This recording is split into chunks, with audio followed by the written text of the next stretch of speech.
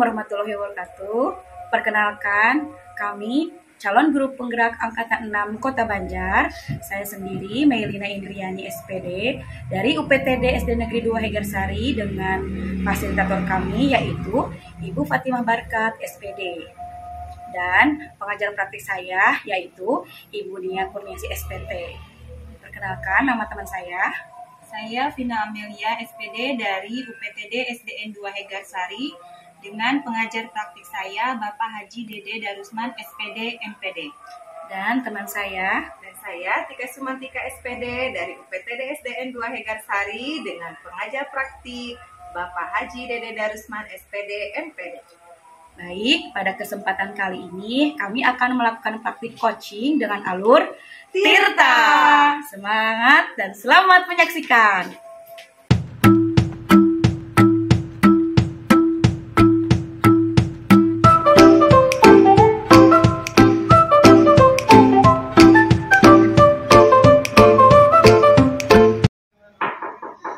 Assalamualaikum. Waalaikumsalam Bu Tika. Silakan masuk Bu. Ya, terima kasih Bu Meg. Silakan. Iya. Apa Bu Tika? Apa ada yang bisa saya bantu? Ya, mohon maaf Bu Meg. Mohon maaf saya mengganggu waktunya Bu Meg hari ini. Ya. Saya kesini maksudnya ingin berbicara sama Bu Meg bahwa ada teman saya yang ingin coaching hari ini. Nah, apabila Bu Meg bersedia menjadi pengamat untuk coaching teman saya tersebut. Oh, saya lihat dulu jadwal ya Bu ya. Soalnya untuk waktu ini, hari ini tuh saya ada kegiatan di dinas, tapi saya lihat dulu ya. Ya, baik. Ya, insya Allah Bu, saya bisa. Tapi sebelumnya saya mau bertanya dulu sama Bu Tika ya. Karena Bu Tika ini mau melakukan proses coaching. Tapi sebelumnya minta maaf nih, saya bukannya mengguru ya Bu Tika ya. Tapi saya mencoba untuk mengingatkan, apakah Bu Tika sudah tahu bagaimana alur coachingnya? Dan di sini kan pastinya Bu Tika udah tahu ya hasilnya itu bagaimana. Mungkin untuk masukan-masukan dan lain-lain itu hanya saling mengingatkan saja ya Bu Tika ya. Dan kesempatan ini kan Bu Tika meminta saya untuk menjadi pengamat. Ya, betul sekali Bu Meg. Gimana? Saya belum mengerti Bu Meg, makanya saya datang ke sini kan mau istilahnya mau meminta saran gitu atau masukan dari Bu Meg bagaimana sih menjadi coach yang baik itu gitu. Oh iya Bu, tapi insya Allah saya siap ya untuk hari ini. Saya hanya memberikan informasi-informasi saja kepada Bu Tika bagaimana proses pengcoachingannya, di mana kita itu mengadakan rubrik, di mana kita akan apa sih yang akan dimunculkan pada kompetensi pengcoachingan tersebut ya. Kemudian ada perbaikan kinerja serta penyadaran diri dari coach untuk bagaimana mereka menyelesaikan masalah sendiri. Jadi kita sebagai coach itu tidak harus memberikan jawaban atas permasalahan mereka ya Bu ya. Kemudian yang harus Ibu terapkan kompetensi apa yang akan dimunculkannya. Terus ajukanlah pertanyaan-pertanyaan yang hebat untuk coaching, karena pertanyaan hebat itu akan akan memunculkan penjelasan-penjelasan yang sangat luar biasa dari coaching. Jadi coaching itu akan bersifat terbuka. Nah, kemudian kenali dulu siapa yang akan kita coaching, karena memang di sini kita harus tahu metode pengcoachingan yang benar agar tepat sasaran. Jadi apa yang kita berikan kepada coach itu setelah pengcoachingan ini akan sesuai dengan apa yang diharapkan begitu. Ya, terima kasih sekali Bu Meg masukannya. Iya. Apakah kalau begitu sudah bisa dimulai Bu Meg coaching hari ini? Oh, baik Bu, silahkan. Ya, terima kasih Bu Meg. Iya Bu Tika. Iya. Assalamualaikum. Waalaikumsalam.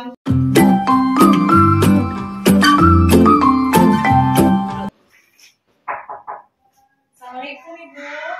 Ya, waalaikumsalam Bu Pina, silakan masuk.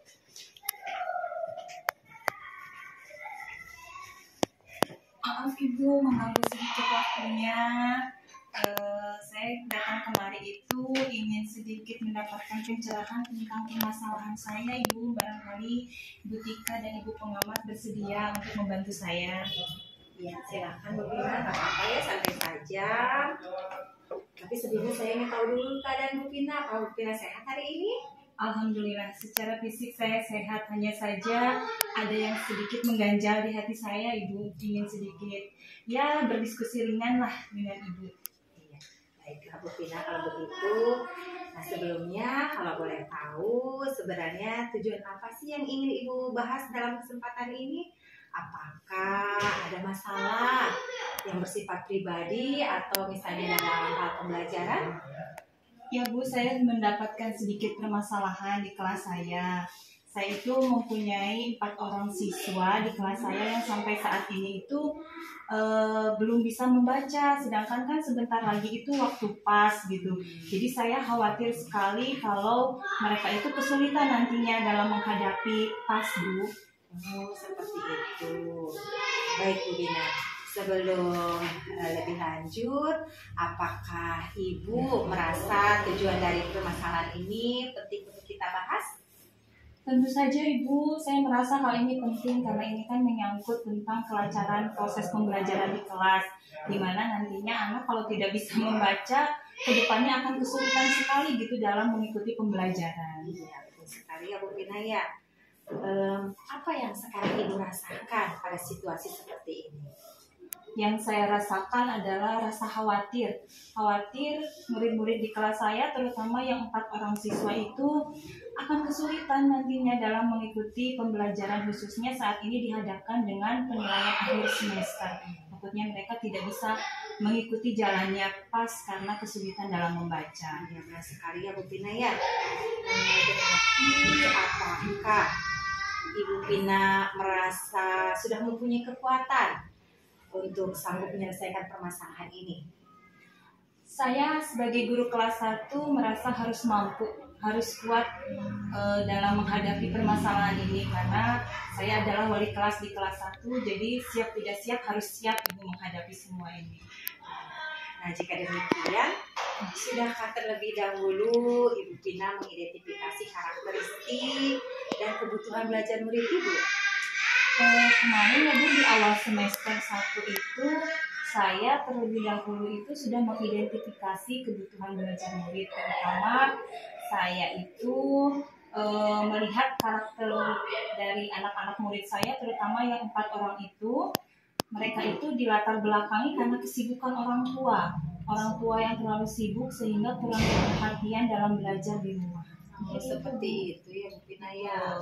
Nah jika memang demikian, apakah Ibu sudah mencoba hal-hal baru atau ide-ide atau pemikiran yang akan mendukung penyelesaian masalah murid Ibu yang ke-4 orang itu yang belum bisa membaca?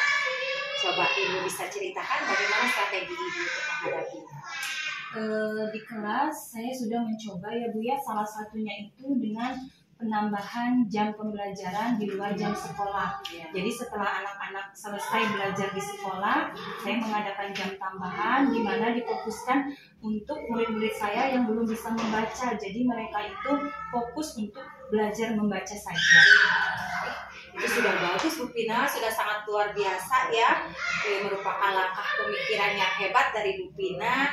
Tapi kalau boleh saya tahu, mengapa Ibu mengambil langkah seperti itu?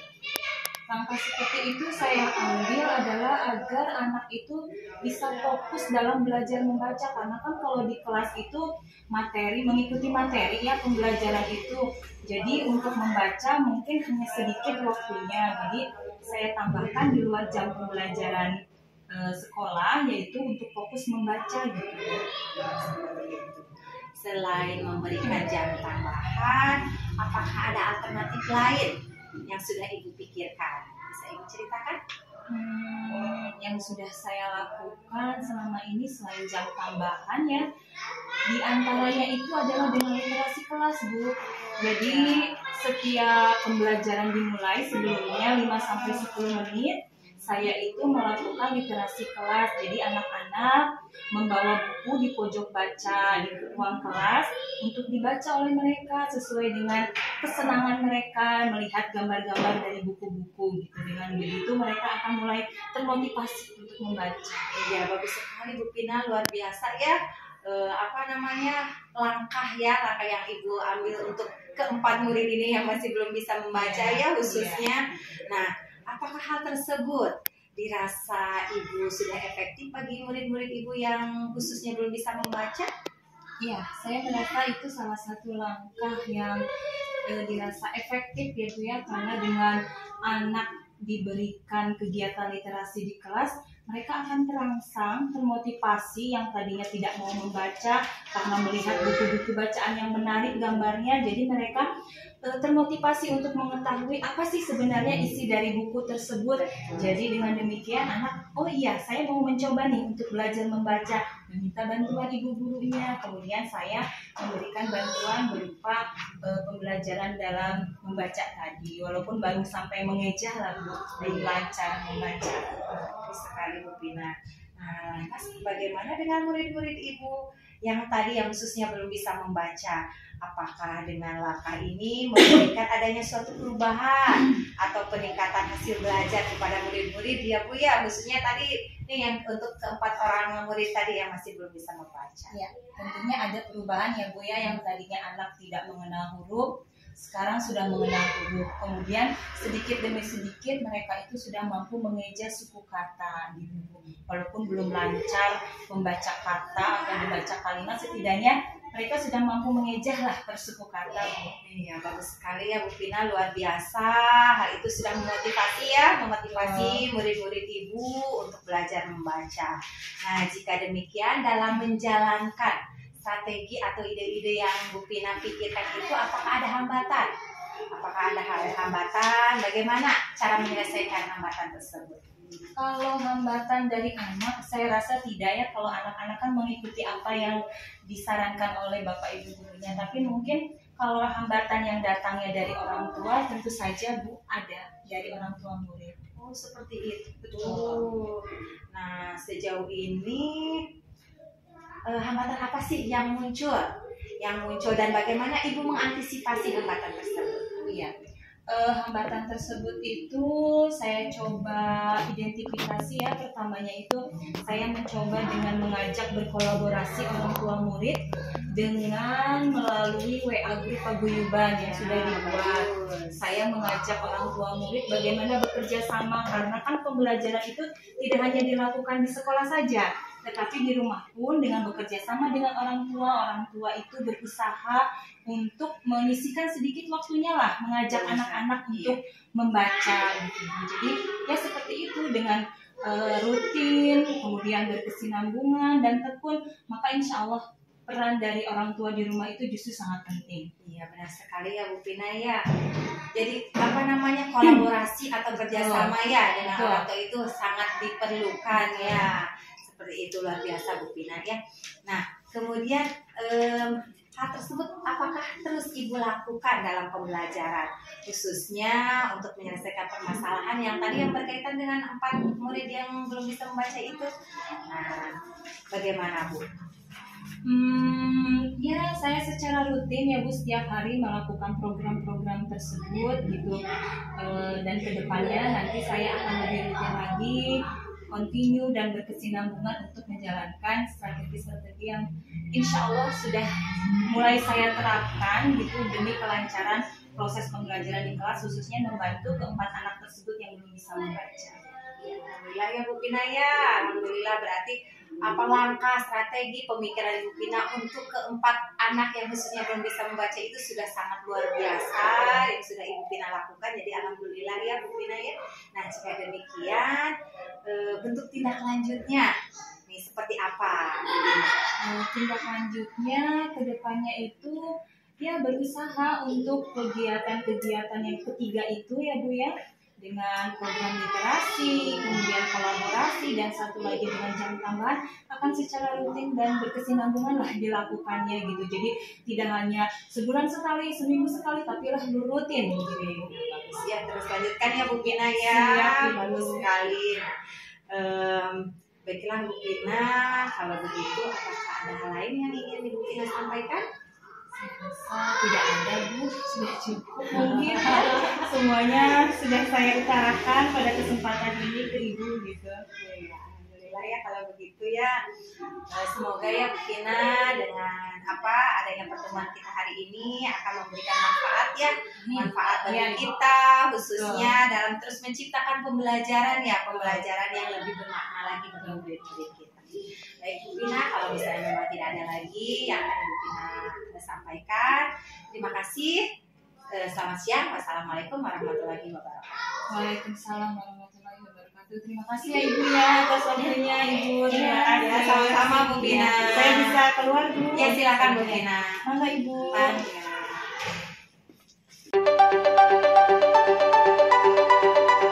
Baiklah Bu Tika, tadi kan sudah melakukan coachingannya seperti itu. Dari kesimpulan yang saya dapatkan dari umpan balik itu sudah bagus ya. Jadi coach itu bisa menemukan solusi sendiri atas permasalahan sendiri. Itu kan keputusan coach sendiri akan seperti itu, dan itu keputusan yang memang dia miliki, kemampuan dia seperti itu. Tapi mungkin di sini ada hal-hal yang harus saya sampaikan. Untuk mungkin Ibu Tika akan melakukan pengcoachingan kedua kepada Ibu Vina. Jadi ini yang perlu diperhatikan sama Ibu Tika ya. Ya, sekali lagi bukan Bu ya Bu ya. Karena memang saya bagaimana Bu? Ya begini ya, yang pertama itu tadi pertanyaan yang mendalam itu sudah ada ya, sudah muncul, tapi di situ Ibu Tika harus memperdalam lagi pertanyaan-pertanyaan untuk bagaimana solusi yang memang benar-benar top solutionnya untuk coach itu sendiri ya Ibu ya. Itu yang saya garis bawahi. Kemudian pemberian umpan baliknya Bu, iya, pemberian umpan balik untuk coach ini jadi harus dipertimbangkan juga, karena dengan adanya umpan balik yang bagus, maka di sini akan ada memberikan sedikit lebih nyaman dan keterbukaan oleh coach itu sendiri dalam coaching ya. Dan kemudian tadi sudah bagus ya, Ibu sudah mengenal mungkin karena Bu Vina dan Ibu Tika sudah lama berada di SD sini ya. Jadi kan karena saya baru ya Bu ya, jadi udah tahu sama-sama karakteristiknya dan bagaimana win-win solutionnya, bagaimana Ibu Tika mempertanyakan hal-hal yang memang bisa dibangkitkan dari coach ini, itu sudah bagus. Tapi di sini harus tentu pada self discovery-nya. Self discovery itu memfasilitasinya itu sebaik mungkin untuk coaching. Yang saya alami itu seperti itu ya Ibu ya. Nah, tapi di sini udah bagus ya Ibu sebagai sebagai coach dan coach ini sudah bisa mendorong dan memperdayakan coach untuk bagaimana keputusan itu bisa berdampak besar kemungkinan di kemudian hari oleh coach itu sendiri ya Ibu ya. Dan satu kali lagi mungkin mengubah perspektifnya. Jadi mengubah perspektifnya itu jangan mempersulit dari pertanyaan-pertanyaan Ibu, jangan mempersulit coach itu sendiri. Jadi berilah pertanyaan yang memudahkan coach untuk menggali keterbukaan coach dalam permasalahan tersebut. Nah, terus saya harap untuk lebih continue lagi ya Bu ya, berkesinambungan lagi dan bisa memfasilitasi lagi kemudian permasalahan yang dihadapi coach itu sudah bisa memberikan keputusan yang terbaik dan solusi yang terbaik juga bagi coach sendiri untuk kedepannya. Ya Bu Meg, terkadang memang tadi saya memunculkan asumsi memunculkan asumsi dalam proses pengcoachingan ya tadi kepada Ibu Vina, seperti itu.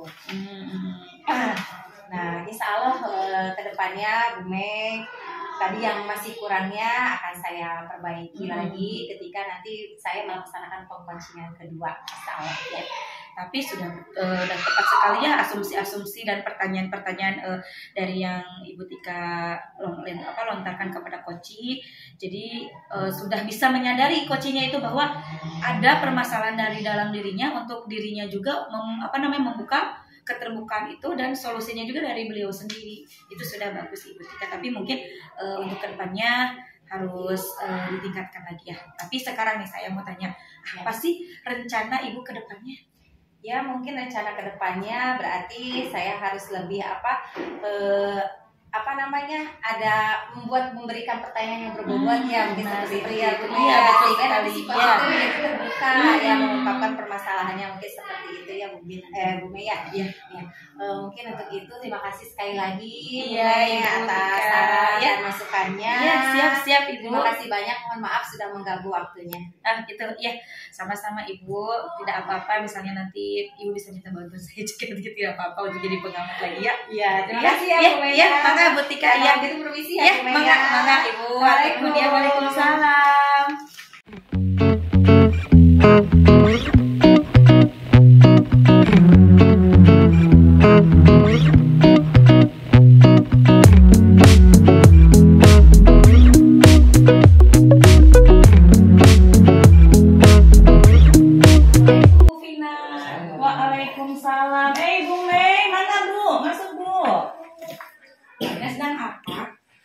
biasa nih Bu, tugas administrasi yang belum terselesaikan. Gimana Bu, gimana? Mohon maaf menunggu waktunya Bu Vina. Ya. Apakah hari ini ada waktu? Mungkin sebelum pukul 12 bisa Bu. Bagaimana memang Bu? Saya mau minta bantuan sama Bu Vina. Pada hari ini teman saya itu akan melakukan proses coaching seperti itu. Tapi di sini kan saya butuh pengamat ya. Nah, saya ingin minta bantuan Bu Vina untuk jadi pengamat saya untuk proses coaching nanti. Gimana? Apa Gitu ibu ada ya, Bu, ya? waktu? Iya. Insya Allah siap Bu ya. Tapi sebelumnya begini ya Bu. Ibu kan akan melakukan proses coaching ya. Saya itu bukan bermaksud menggurui ya Bu ya, tapi saya hanya mau mengingatkan tentang beberapa hal saja. Begini Bu, bahwasannya kan kita akan melaksanakan proses coaching. Ada beberapa hal yang perlu diperhatikan ya terkait kompetensi seorang coach. Yang pertama yaitu kehadiran penuh, di mana seorang coach itu harus fokus terhadap coachingnya. Yang kedua, coach itu harus menjadi pendengar aktif ya, di mana seorang coach harus fokus mendengarkan apa yang menjadi pokok permasalahan dari si coach itu. Iya. Dan yang ketiga, coach itu harus menyampaikan pertanyaan yang berbobot Bu, agar coach terbuka potensinya untuk menyelesaikan masalahnya sendiri. Begitu mungkin Bu Mei? Siap Bu Vina. Baik, jadi terima kasih atas saran dan masukannya ya. Kalau begitu kita mulai saja ya proses coachingnya. Boleh silakan dipanggil ibu guru yang akan melaksanakan coachingnya. Ya, terima kasih ya Bu ya. Mangga Bu Mei. Assalamualaikum. Waalaikumsalam. Bu Tika. Boleh saya masuk Bu Mei? Boleh. Silahkan Bu. Terima kasih Bu Mei, Bu Vina. Ya. Aduh, Bu Tika, bagaimana kabarnya hari ini? Alhamdulillah baik Bu Mei. Iya, katanya mau bercerita ke saya bagaimana tentang apa yang dipermasalahkan Ibu. Coba cerita, ada apa sebenarnya? Iya Bu Mei, maksud kedatangan saya ke sini, saya ingin bercerita tentang permasalahan yang saya hadapi Bu Mei. Nah, kemarin kan saya itu disupervisi ya sama pengawas. Setelah disupervisi, saya mendapat teguran dari Bapak Kepala Sekolah. Kenapa? Katanya pada saat mengajar, saya tidak menggunakan buku teks. Padahal waktu itu saya mengajar tentang pengamatan lingkungan sekolah ya. Lalu pengawas langsung berbicara kepada kepala sekolah sehingga saya mendapat teguran dari Bapak Kepala Sekolah. Apakah Ibu bisa memberi solusi atas permasalahan saya? Oh, begitu. Tapi menurut saya, Ibu sudah memiliki potensi yang bagus ya dengan mengajar, metode mengajar yang tanpa buku, kemudian dengan memanfaatkan sumber daya sekolah. Tapi ketika mengajar, Ibu mengacu kepada kurikulum apa? Kurikulum tentunya Bu Mei, saya dalam mengajar tentu mengacu pada kurikulum, kemudian saya juga melihat bahan ajar gitu seperti itu ya. Apa istilahnya? Nah, ketika saya mengajar itu tetap saja kata Ibu pengawas harus tetap menggunakan buku teks seperti itu Bu. Sama. Oh, begitu. Tapi menurut saya Ibu Tika itu sudah memiliki potensi dalam mengajar ya. Maksud di sini mengajar yang tanpa buku dan bisa mengelola sumber daya sekolah. Tapi di sini saya mau bertanya kepada Ibu Tika, apakah Ibu Tika sudah mengacu pada kurikulum atau tidak? Sudah Bu, tentunya saya sudah mengacu pada kurikulum. Tetapi pengawas bilang kenapa tetap tidak memakai buku teks gitu, padahal saya sudah menggunakan KD, kemudian kurikulumnya juga sudah sesuai. Ternyata pengawas tetap saja harus menggunakan buku teks. Seperti itu Bu, solusinya kira-kira bagaimana Bu? Tapi sebelumnya nih ya Bu, pada diskusi kali ini, apakah kita mencari solusi atau apa yang diinginkan Ibu pada kegiatan diskusi ini? Tentunya saya datang ke sini ingin mencari solusi ya Bu Mei, untuk menjelaskan kepada kepala sekolah bahwa cara mengajar saya itu tidak salah gitu. Saya tetap sudah mengacu kepada kurikulum gitu ya. Hanya kadang-kadang memang saya selalu menggunakan beberapa media di luar buku teks supaya anak-anak tidak merasa bosan gitu Bu. Nah, kemudian kadang saya juga menggunakan video pembelajaran, kemudian mengajak anak-anak belajar di luar gitu, supaya menyenangkanlah pembelajaran yang saya lakukan tersebut. Jadi bagaimana ya Bu caranya supaya saya dapat menjelaskan gitu kepada kepala sekolah? Oh iya, kalau begitu, jadi yang diharapkan pada hari ini itu Ibu bisa menemukan solusi dan masalah yang Ibu hadapi pada hari ini ya. Iya. Tapi sebelumnya ketika pembelajaran persiapan bahan ajar apa untuk murid? Saya sudah menyiapkan mulai dari RPP, Bu Mei, kemudian media, kemudian saya juga menggunakan PowerPoint gitu ya. Betul. Kemudian anak-anak kan nanti melakukan pengamatan tuh di luar kelas ya. Lalu saya akan mencoba merespon pertanyaan dari murid. Hanya saja memang kebetulan pada saat itu saya tidak memegang buku teks gitu seperti itu. Oh begitu. Padahal itu sudah bagus ya Bu ya menurut saya. Jadi Ibu sudah memanfaatkan lingkungan, kemudian udah mengembangkan potensi yang Ibu miliki sebagai bahan acuan dengan membuat media pembelajaran yang tadi Ibu katakan. Tapi ketika mengajar tanpa buku teks, kiranya ada kendala atau tidak? Kalau sejauh ini, alhamdulillah ya Bu ya tidak ada kendala. Bahkan sebelum saya mengajar sudah saya siapkan segala sesuatunya.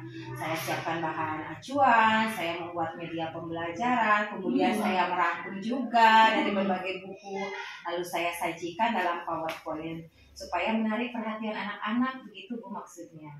Itu luar biasa menurut saya ya Bu ya. Jadi Ibu memang sudah memanfaatkan IT, sudah memanfaatkan sumber belajar yang lain lah selain buku teks ya seperti itu. Nah, di sini hasilnya bagaimana? Alhamdulillah ya Bu Mei ya, setelah melakukan pembelajaran seperti itu, anak-anak malah jadi termotivasi gitu ya, termotivasi untuk belajar gitu. Kemudian kan mereka dari hasil penemuan pengamatan tadi di luar kelas itu kan hasilnya ditempel gitu Bu Mei, ditempel di di pohon literasi, sehingga anak-anak yang lain kan bisa melihat gitu ya hasil dari kelompok yang lain gitu, seperti itu Bu. Oh, kalau begitu pada intinya mah anak-anak itu sudah bisa memberikan motivasi ya dalam dirinya untuk senang belajar. Iya. Iya Bu, anak-anak menjadi lebih senang, lebih bersemangat gitu ya. Kemudian kan di sana juga jadi terlihat gitu ya kompetensi sosial emosional mereka itu, seperti itu Bu. Nah sekarang kira-kira Ibu mau menyampaikan apa kepada kepala sekolah? Iya, sekarang mungkin nanti saya akan datang ya Bu ya kepada kepala sekolah, mencoba menyampaikan bahwa sebenarnya dalam pembelajaran saya itu tidak ada yang salah gitu ya Bu ya, karena memang saya hanya menggunakan lingkungan belajar gitu sama media lainnya. Nah, yang menjadi kendala itu mungkin memang di dalam RPP saya tidak mencantumkan seperti itu Bu. Iya. Jadi pengawas merasa kenapa tidak dicantumkan buku teks tersebut, mungkin seperti itu Bu. Oh, ya, itu sudah bagus ya Bu ya. Nanti Ibu jelaskan saja kronologisnya kepada kepala sekolah ya, tahapan-tahapan alur-alur yang sudah Ibu sampaikan kepada saya. Iya. Tapi kapan Ibu mau menghadap ke sekolah? Saya pikir secepatnya ya Bu ya, saya akan menghadap kepada kepala sekolah. Sebelumnya juga saya sudah berdiskusi ya sama rekan kerja saya yang lainnya. Jadi Ibu sekarang sudah tahu apa yang harus Ibu lakukan? Ya mungkin seperti itu Bu Mei. Jadi sedikitnya sekarang saya mengetahui gitu bagaimana sih caranya saya akan menghadap kepada kepala sekolah gitu, seperti itu. Bagus Bu. Jadi sudah mempersiapkan apa saja Ibu? Ya selain tadi saya sudah akan menjelaskan bahwa pembelajaran yang sudah saya lakukan itu sudah sesuai gitu, saya juga akan melampirkan gitu Bu Mei, melampirkan hasil belajar siswanya gitu Bu. Ya bagus ya Bu ya. Untuk kedepannya kan Ibu sudah menyampaikan segala sesuatunya. Kemudian dalam pelaksanaan rencana itu Ibu sudah menyusunnya atau belum?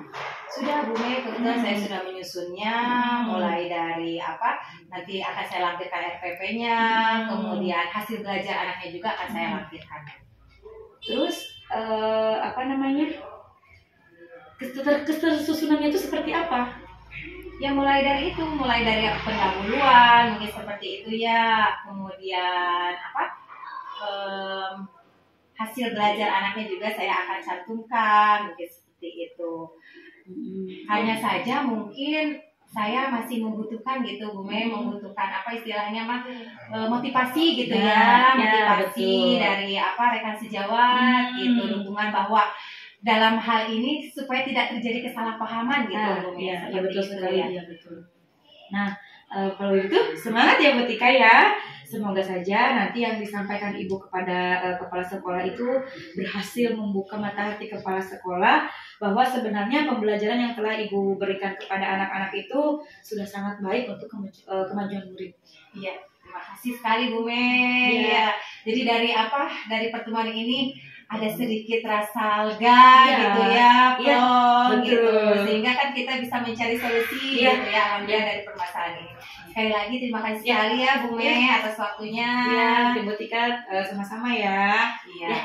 Ya, mari Bu Mei. Mari Bu. Waalaikumsalam.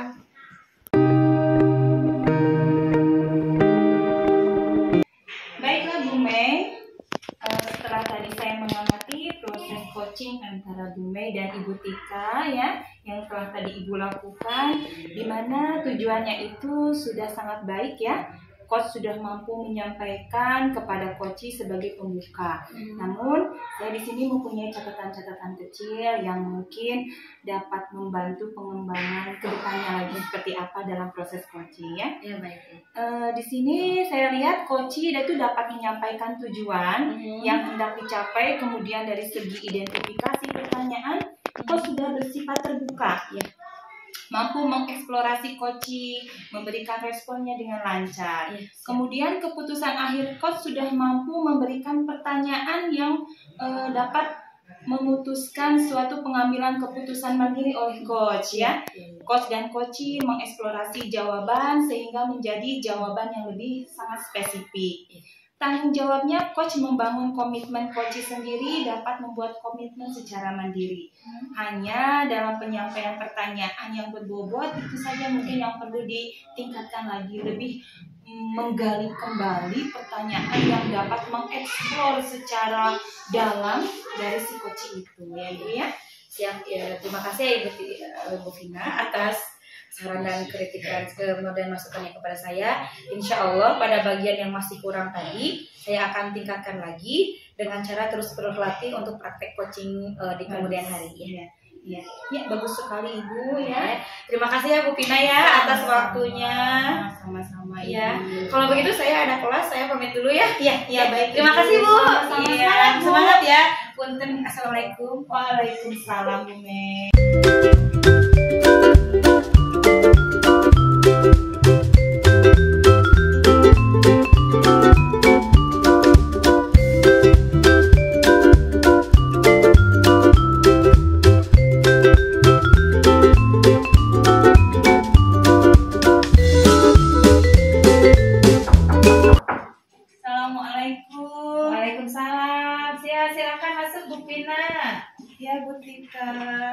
Silakan duduk. Ya. Mohon maaf ya Bu ya, mengganggu sedikit waktunya. Mungkin Ibu ada waktu hari ini? Iya, tidak apa-apa Bu Pina, insya Allah saya bisa ya. Ini Bu, saya mempunyai teman yang mempunyai sedikit permasalahan. Mungkin Ibu bersedia menjadi pengamat dalam proses coaching kami gitu Bu? Ya insya Allah Bu Pina, insya Allah untuk waktu hari ini saya bisa. Tapi apa yang harus saya persiapkan ya dalam nanti melakukan pengamatan selama proses pengcoachingan? Sepertinya tidak ada yang harus dipersiapkan secara khusus ya Bu ya. Mungkin Ibu sebagai pengamat hanya melihat dan mencatat refleksi pengcoachingan nanti. Jika ada sesuatu hal yang memang bisa dijadikan saran dan kritik untuk kemajuan tahap selanjutnya, maka dengan sangat lapang dada kami menerimanya Ibu. Ya, baiklah Bu Pina, tapi bagaimana seharusnya pengcoachingan tersebut agar bisa berjalan lancar? Ada masukan dari Ibu? Ya begini ya Bu ya. Tapi sebelumnya saya mohon maaf, bukan bermaksud ingin menggurui ya Bu Pina ya.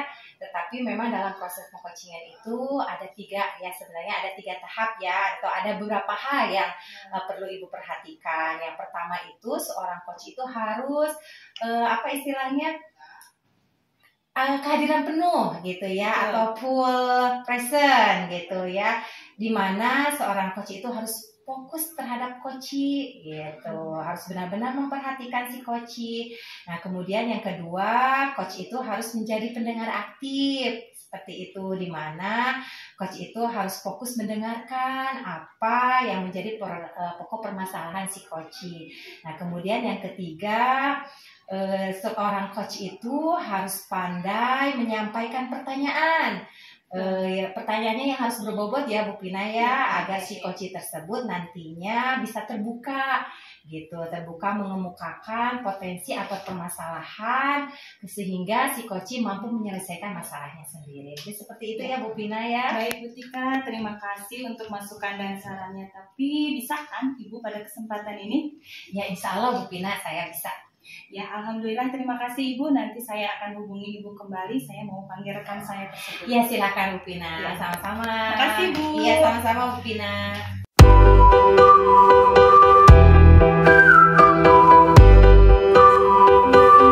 Ada Bu Tika juga.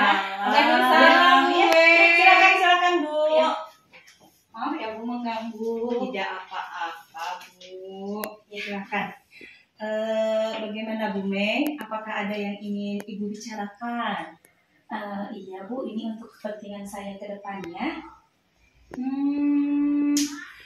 Bagaimana hari ini Ibu Mei kabarnya terlebih dahulu? Alhamdulillah, seperti Ibu Tika dan Ibu Pina lihat selalu sehat saya ya Bu ya. Alhamdulillah ya. Alhamdulillah kalau begitu ya. Apakah Ibu Mei berkenan meluangkan waktunya sebentar ya Bu ya? Saya hanya ingin tahu apakah saya bisa meringankan beban Ibu Mei atau tidak. Ya Ibu, alhamdulillah ya Bu ya. Jadi saya ingin ada proses ini untuk membebankan dengan beban saya untuk permasalahan yang saya hadapi sekarang Ibu. Saya rasa ini sangat penting ya untuk kelancaran dalam proses pembelajaran ya Bu Mei. Iya, oh ya. Apa yang Ibu rasakan pada situasi seperti saat ini Bu? Sebenarnya saya itu sedang kebingungan Bu Fin. Bingung bagaimana Bu? Sesuai pengamatan saya di kelas Bu Mei ini sepertinya ya masih ada orang tua yang berada di kelas ya Bu Mei. Iya gitu Bu. Bu Mei mengalami kesulitan untuk menyuruh orang tua murid itu keluar. Orang tua memang tidak boleh berada di dalam kelas sesuai dengan kesepakatan sekolah. Kenapa ya? Begini Bu, saya sudah beberapa kali memberitahu kepada salah satu orang tua murid tersebut untuk keluar dan setidaknya mendampingi anaknya itu setelah di gerbang mah sudah saja gitu ya. Tapi entah kenapa orang tua yang satu ini suka ingin barengan sama anaknya itu di kelas begitu Bu. Itu yang jadi kebingungan saya. Selalu saja menemani anaknya dari awal sampai akhir. Bukannya di dalam di luar kelas, tapi ini di dalam kelas begitu Bu. Kalau begitu, sebelumnya apakah kesepakatan kelasnya itu sudah diketahui untuk semua peserta didik? Sudah Bu. Jadi sebelum saya memberikan keyakinan dan kesepakatan kelas itu, saya kan ada peraturan ya, peraturan tata tertib kelas. Di mana, nah turunan dari keyakinan kelas dan kesepakatan kelas itu sudah saya berikan penjelasan kepada semua warga kelas saya begitu Bu. Apakah kesepakatan kelas sudah Bu Mei jelaskan juga dengan melibatkan orang tua murid? Iya sudah Bu. Ketika saya sudah menyelesaikan kesepakatan kelas dengan murid-murid saya, besoknya saya mengundang orang tua murid untuk mendengarkan apa yang menjadi kesepakatan kelas yang telah kami sepakati bersama dengan murid-murid saya Bu. Jadi istilahnya berkolaborasi gitu loh Bu, dan mengkaji apakah kesepakatan kelas itu memang betul berdasarkan atas apa yang diinginkan kami bersama, atau dengan Bu? Karena dibuat dengan peserta didik itu sesuai dengan kebutuhan dan situasi peserta didik pada saat itu begitu Bu. Betul. Namun semuanya itu apakah sudah disetujui dengan adanya kesepakatan kelas tersebut dengan orang tua kelas 2 Bu Mei? Sudah sih Bu. Jadi kebetulan juga ada beberapa orang tua murid yang menginisiasi bahkan ingin mengadakan tim keamanan yang dari tim keamanannya itu dari murid-murid saya Bu. Tapi kenapa ada orang tua yang masih masuk ke dalam kelas Ibu ya? Apakah Ibu tidak merasa terganggu gitu Bu? Atau risih gimana gitu ya karena ada orang tua di dalam kelas? sebenarnya itu saya sudah menanyakan langsung kepada orang tua tersebut gitu agar ibu itu harus bisa memandirikan siswanya anaknya gitu ya. Jadi jangan harus ditunggu, setiap proses pembelajaran harus ditunggu sampai akhir. Jadi ketika seperti itu jadi terganggu terlebih lagi ketika melaksanakan pengerjaan tugas itu malah dibantu sama orang tuanya. Seperti itu. Iya. Terus dengan adanya orang tua itu, apakah tidak ada kecemburuan sosial Bu itu di kalangan orang tua murid? Pasti ada Bu kalau kecemburuan sosial. Jadi di sini tuh saya sudah angkat tangan ya Bu ya kepada salah satu orang tua tersebut. Ketika misalnya saya sudah memberikan nasihat ataupun memberikan terlebih sebelum pembelajaran itu, saya itu memberikan kesepakatan kelas itu secara penjelasan lagi gitu ya setiap Bu, tapi tidak pernah mengerti beliau itu. Bahkan untuk beberapa hari ini bahkan ada 2 orang tua lagi yang masuk Bu. Karena melihat dari mungkin dari jendela kok ada orang tua yang masuk ke kelas gitu. Jadi ya sudah, saya juga bisa seperti itu. Jadi saya kecemburuan sosial pasti ada Bu.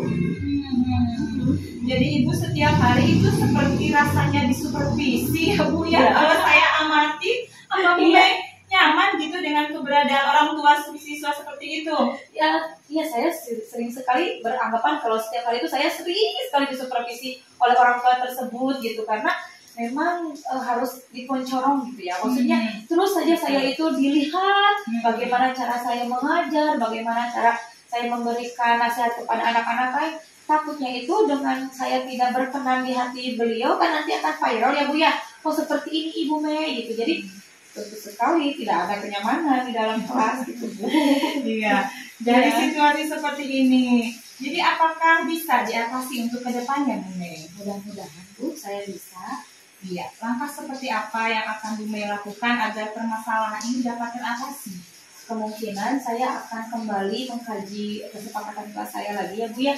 Kemudian memanggil lagi orang tua murid. Jadi dari permasalahan tersebut itu bisa enak untuk kita solusinya gitu. Nyaman untuk orang tua yang suka di kelas, nyaman juga untuk orang tua yang memang untuk kelas 2 itu setara dengan level kelas 2 itu sudah bisa ditinggal kan Bu. Iya. Apa yang mungkin bisa menghambat dalam rencana tersebut? Pasti kan setidaknya ya ada sedikit hambatan atau apa, dan bagaimana cara Bu Mei mengantisipasi hal tersebut? Mudah-mudahan saja saya positif thinkingnya tidak akan ada hambatan yang berarti ya Bu, tapi saya juga harus memiliki manajemen risiko dan antisipasi. Mungkin saya akan merencanakan plan B untuk mengatasi permasalahan hambatan tersebut. Bagus sekali ya Bu Mei. Apakah sejauh ini percakapan kita ini masih sesuai dengan harapan Bu Mei dan bisa membantu Bu Mei dalam memikirkan solusi dari dalam diri Bu Mei sendiri? Ya, alhamdulillah Bu ya, saya terima kasih dengan adanya proses coaching ini. Saya itu bisa memberikan ide dari diri saya, permasalahan dari diri saya, sehingga permasalahan tersebut mendapatkan solusi yang memang yang saya inginkan dan rencanakan gitu. Semoga bisa tercapai apa yang saya inginkan. Alhamdulillah ya Bu Mei ya.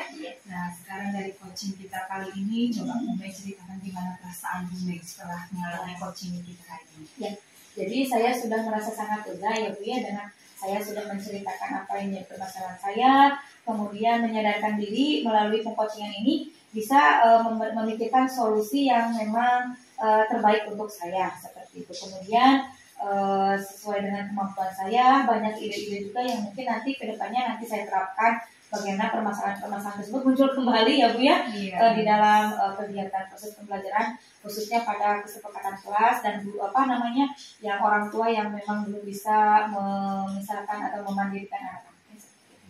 Luar biasa ya Bu Mei ya. Tetap semangat Bu Mei, jangan pantang menyerah. Terus lakukan yang terbaik demi kemajuan pembelajaran Bu Mei di kelas. Siap, terima kasih ya Bu Tika ya. Iya. Saya keluar dulu kalau begitu ya. Udah istirahat, saya belum sholat ya Bu ya. Terima kasih ya Bu Tika. Terima kasih Bu Tika. Silakan Bu Mari. Assalamualaikum.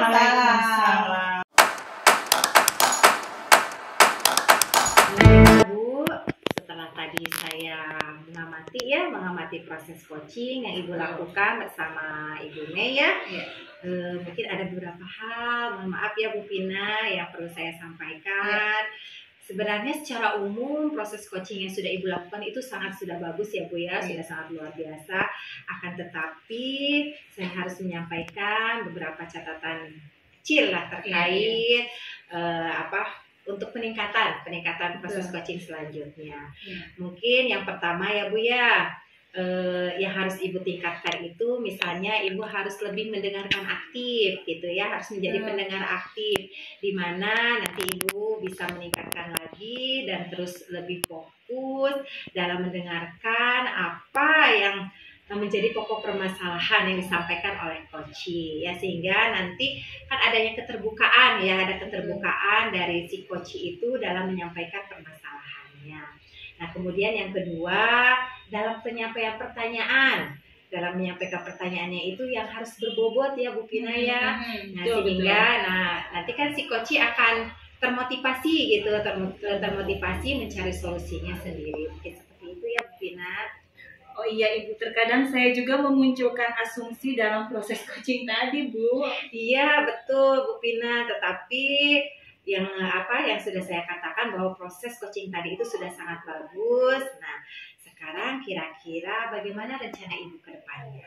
Insya Allah ya Bu, pada bagian yang masih kurang tadi dalam hal mendengarkan aktif dan menyampaikan pertanyaan yang berbobot akan lebih saya tingkatkan lagi ke depannya dengan cara terus berlatih dalam praktek coaching ke depannya Bu. Iya, bagus sekali ya Bu Pina ya. Terus istilahnya lakukan proses coaching yang terbaik ya. Iya. Terima kasih sekali Ibu untuk waktunya dan sarannya terhadap saya dalam proses coaching tadi ya Bu. Iya, sama-sama Bu Pina.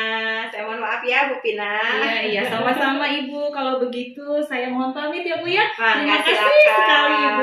Iya, silakan. Iya. Mangga Bu, Assalamualaikum. Waalaikumsalam warahmatullahi wabarakatuh.